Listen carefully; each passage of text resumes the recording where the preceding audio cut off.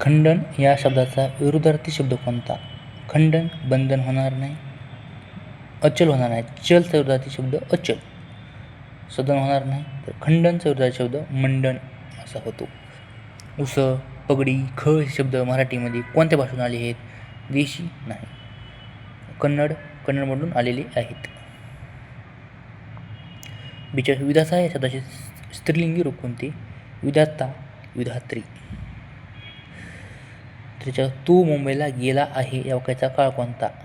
गेला आहे. आहे वर्तमान काळ, गेला या पूर्ण वर्तमान काळ. जरा म्हणजेच म्हातारपण.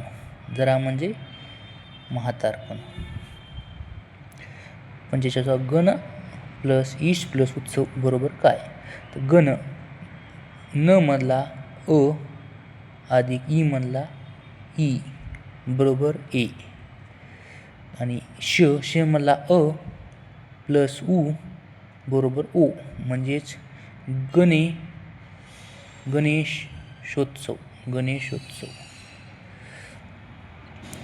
माझ्याकडे कोण माणूस येऊन गेला या शब्दाची या वाक्यात विशेषणचा कोणता प्रकार आहे? कोण गुण आहे का? नाही. धातू आहे का? नाही. संख्या आहे का? कोण? नाही.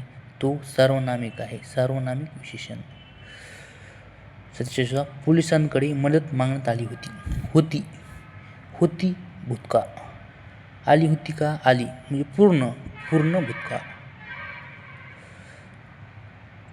प्रश्न 48 मराठी भाषेला अभिजात भाषेचा दर्जा मिळविण्यासाठी महाराष्ट्र शासनाने कोणाच्या आदेशाखाली समिती नेमली आहे? तर मराठी भाषेला अभिजात भाषेचा दर्जा मिळण्यासाठी रंगनाथ पठारे यांच्या आदेशाने समिती नेमली होती.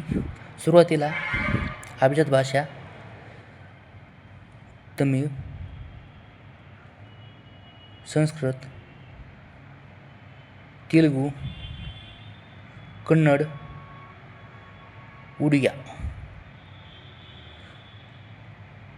आणि मल्याळम या 5-6 भाषेला अभिजात भाषेचा दर्जा होता.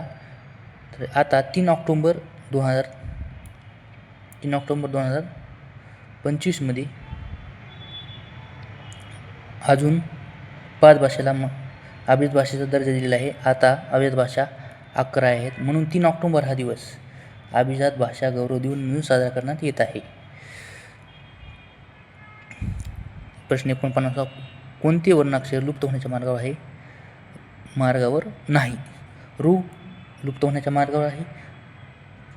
न अन हा सुद्धा लुप्त होण्याच्या मार्गावर आहे.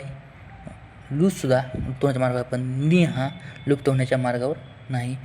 म्हणून याचे उत्तर नि. प्रश्न 50